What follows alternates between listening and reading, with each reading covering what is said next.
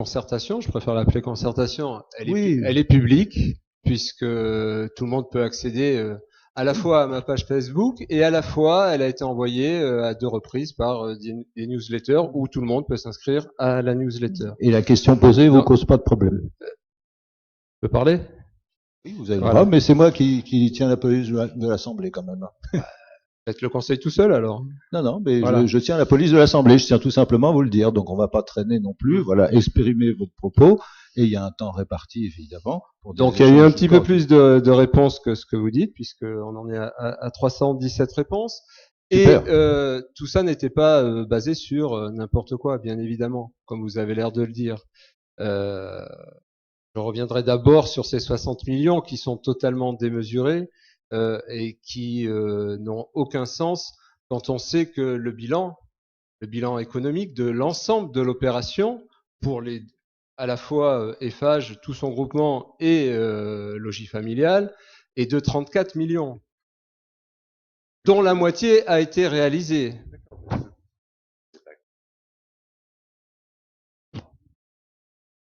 C'est de l'éventuelle commercialisation qu'a pu faire Ah, EFA. mais là, on tient compte de ce que nous a dit Monsieur le maire, qu'il n'y avait absolument pas de commercialisation de l'île au sud. Il nous l'a juré. C'est pas le maire qui décide s'il peut y avoir commercialisation. On l'a interpellé ou pas. sur le fait qu'il y avait une publicité justement d'Eiffage là-dessus. Il nous a dit, niet, ça n'existe pas. Moi, je n'ai pas, sincèrement, je n'ai pas les éléments d'Eiffage, mais dans le cadre de ce préjudice, il va y avoir également à tenir compte d'une éventuelle commercialisation, puisque lorsqu'il considère que le préjudice ou la perte de chance est en lien direct et certain avec l'arrêt du programme, peut consentir. C'est un nouvel élément par rapport à ce qu'on nous avait dit. Voilà. Moi, je vous donne donc les éléments que j'ai. il était censé ne pas y avoir de commercialisation et ça nous avait. C'est le maire qui décide. Non, mais d'ailleurs, sur ce point de commercialisation. Ça nous avait été assuré par vous-même. Non, mais attendez. Voilà. En ce qui concerne, Monsieur Mirand a sorti d'ailleurs pendant Noël, bon, on a tous cru à ce qu'il nous disait, mais regardez, donc c'est un coup fourré du maire parce que Eiffage reprend la commercialisation d'Île au Sud. J'ai vu sur son site, voilà, mais non, ça n'a jamais cessé.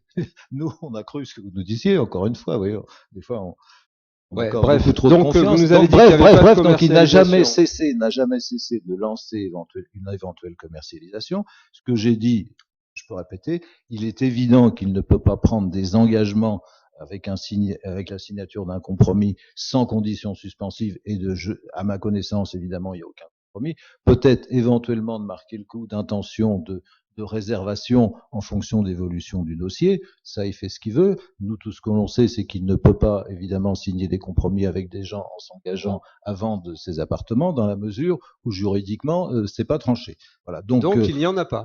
Donc il n'y en a pas. Il n'y a pas des gens qui ont signé un compromis. Donc ça ne rentre pas dans le calcul pour justifier 60 millions. Voilà. Donc vous allez justifier votre encore une fois n'importe quoi. Donc moi Eiffage justifie ses 60 et vous allez justifier vos 1,5 millions. Il est justifié comment alors? Dites-nous. Je vais vous lire. Donc aussi, vous voudrez bien trouver ci-dessous une liste non exhaustive des montants des préjudices que le groupe Eiffage et le bailleur social Logis Familial seraient susceptibles de subir pour le cas où les engagements pris par la ville de Vence ne seraient pas tenus. Et il commençait à savoir qu'on s'opposait au projet. Préjudices dont il serait demandé réparation. Premièrement, perte de chance de ne pas réaliser le chiffre d'affaires prévu. Chiffre d'affaires non généré pour Eiffage Immobilier, 20 467 000. Chiffre d'affaires non généré pour Eiffage Construction, 10 070 000 euros. Chiffre d'affaires non généré par le logis familial, 35 075 377 euros, soit l'amortissement sur 80 ans de location. Et indemnisation. Depuis quand on indemnise sur un chiffre d'affaires? Mais non, mais monsieur, vous prenez, ce sont des réclamations. Ça n'a pas de sens. Vous confondez réclamation, indemnisation. Si vous savez le résultat... Non, mais vous laissez entendre Vansois qu'effectivement, ça risque de coûter 60 millions si on veut arrêter. C'est faux. C'est ce que Eiffage nous écrit. Mais C'est ce qui est écrit par Eiffage. Donc vous pouvez dire c'est Mais n'importe quoi, c'est une société vous qui fait seriez à la n'importe place quoi. d'Eiffage, je serais à la place d'Eiffage. Évidemment, je demanderais quelque chose de très gros et pour faire peur. Non mais il faut bien Ça va de soi. que ce soit détaillé. C'est détaillé. Donc indemnisation pour les frais déjà engagés dans le cadre de l'îlot Sud. Vous voyez, il y en a toute une liste comme ça. Donc évidemment que l'on ose espérer qu'on n'en arrivera jamais à des sommes comme ça, mais maintenant, si vous êtes suffisamment fort pour savoir ce que retiendrait un tribunal en cas de procédure, chapeau. Mais compte tenu de vos compétences démontrées en termes juridiques et financières, je suis désolé. Mais si vous avez un groupe comme Eiffage, c'est pas votre voisin qui vous dit, moi, voilà, je vous réclame tant. C'est des gens qui ont des avocats aussi, qui ont des conseils, qui ont des grosses entreprises. Bien sûr, mais un groupe comme Eiffage n'a aucun intérêt non plus à avoir une contre-publicité.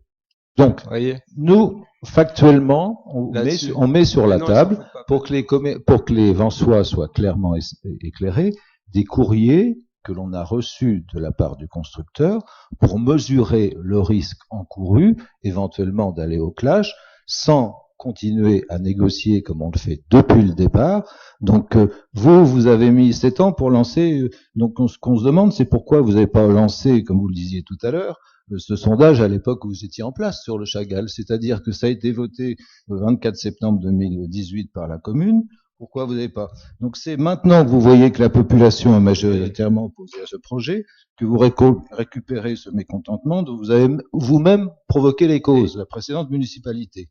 Donc c'est maintenant que vous réalisez l'impact de ce projet. C'est maintenant que vous réalisez qu'il manque un tourne à gauche pour entrer dans le parking?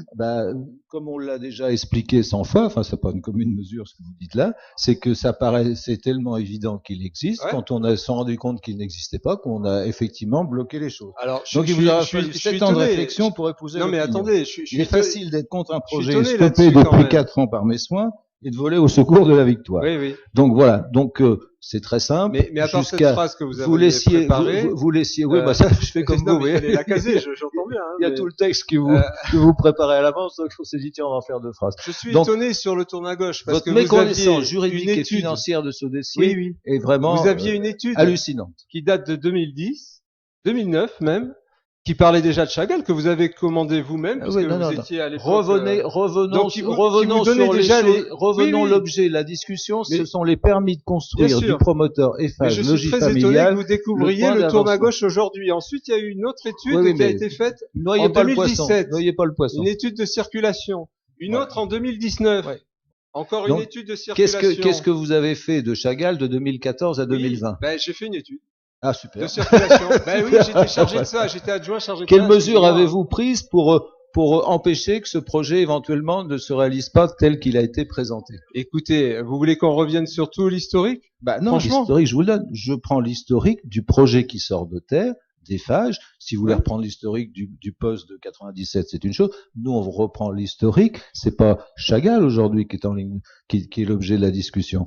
C'est les permis de construire délivrés par la précédente municipalité, présentés favorablement au préfet par la précédente municipalité, qui a été validé par le préfet. Donc, ce sont ces permis de construire qu'aujourd'hui, on doit déterminer ce que l'on en fait.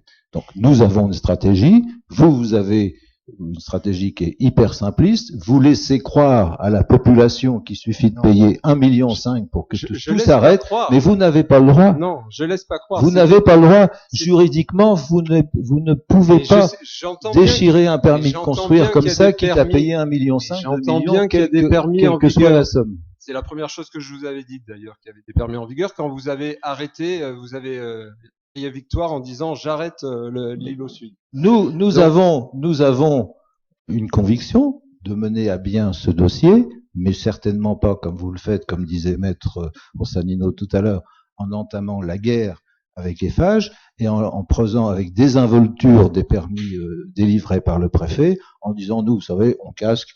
Après nous réclamer de faire des économies sur chaque budget en nous disant qu'on va dans le nouveau 5,5 millions finalement c'est rien à l'échelle de la commune, on paye et ça sera fini. Ça ne marche pas comme ça. Vous pouvez pas dire on paye et c'est fini. Ça serait trop facile. Nous avons un bilan financier. Vous dites à vos voisins je rachète votre maison, je paye quel que soit le prix. Nous avons un bilan financier prévisionnel établi par Eiffage lui-même lors de son offre et qui donc justifie à la fois un chiffre d'affaires, mais on n'indemnise pas sur la base d'un chiffre d'affaires, et justifie une marge prévisionnelle, celle qu'il attend pour être attributaire de ce marché. Voilà. Donc c'est basé là-dessus les 1,5 million, si vous voulez. Sachant que la moitié, encore il faudrait définir que ce soit vraiment la moitié, puisque on peut considérer que l'île au nord est plus important puisqu'il y a le parking public que l'île au sud. Vous pouvez considérer, on peut considérer qu'il y a le PIP qui n'a pas été réalisé et que évidemment on ne demandera pas à FH de le réaliser. Et là il y a encore 820 000 euros. Donc tout ça étant pris en compte, effectivement, on arrivait au chiffre que j'ai annoncé. Il est pas basé sur n'importe quoi. Donc ensuite, oui, c'est une négociation. FH démarre de 60 millions pour faire peur. Nous, on démarre de beaucoup plus bas et il faudra trouver le juste milieu. Voilà. Pardon ? Ouais. Oui, ça c'est assez simpliste. Bah oui, comme le million 5. Non, parce que les 60 sont n'importe quoi. Les 60 sont n'importe quoi. Vous pouvez pas avoir une opération à 34 millions au total et demander 60. Alors que la moitié est déjà réalisée. Non mais, Monsieur Scalor, plusieurs points juridiques. L'opération Chagall, juridiquement dans les dossiers, évidemment, faut naissance des dossiers, ça peut se comprendre. Donc c'était un ensemble. Donc il y a eu 2 îlots. Il y a 2 permis. Donc un a été réalisé. Tout est juridiquement. Restez sur le juridique. Oui, si j'ai fait venir un avocat, il y a 2 permis. C'est sur le juridique. Et n'occultez pas le juridique, c'est le plus important. Je vous dis que juridiquement, il y a 2 permis. Pour un responsable d'une commune.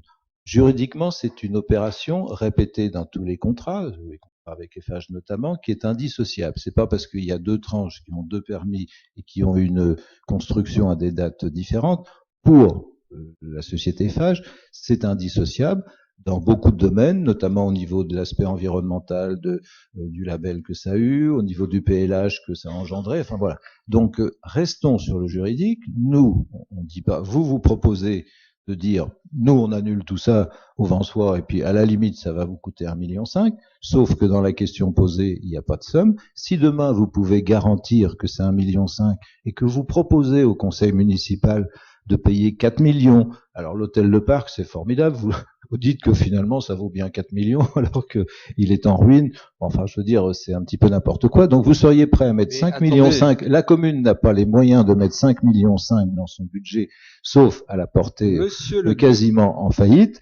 Donc aujourd'hui, votre stratégie, c'est celle-là, de laisser croire à la population qu'il suffit de payer pour se débarrasser de permis de construire. Juridiquement, ce n'est pas le cas. Donc c'est pour ça que nous négocions, c'est pour ça que nous avons une stratégie qui devrait nous permettre de s'en sortir le mieux possible, mais on est bien obligé de ne pas balayer non plus la lettre des FH en disant c'est 60 millions, c'est n'importe quoi, je la mets à la poubelle. Voilà. Bah non, ils l'ont envoyé, on l'a reçu, on a accusé. On a répondu, voilà. Et de toute façon, c'est un juge qui tranchera tout cela à partir du moment où vous acceptez d'aller en procédure et vous reconnaissez, c'est quand même très grave, vous reconnaissez la responsabilité de la commune en proposant une indemnisation. Et ça, c'est très grave. C'est-à-dire, c'est la méconnaissance juridique là sur ce point précis. Moi, j'ai jamais reconnu la responsabilité de la commune et dit que j'étais prêt à payer quelque somme que ce soit. Mais sauf qu'il faut y aller avec un argument pour arrêter ce permis. Il faut y aller avec un argument d'intérêt général. Tout simplement. Maître va vous répondre. Alors quel est-il ? Quel est-il ? Il est l'amélioration globale de ce nœud de circulation. Il est impossible aujourd'hui indépendamment de construire des nouveaux immeubles du pour tout bloquer. Circulation, FH a accepté.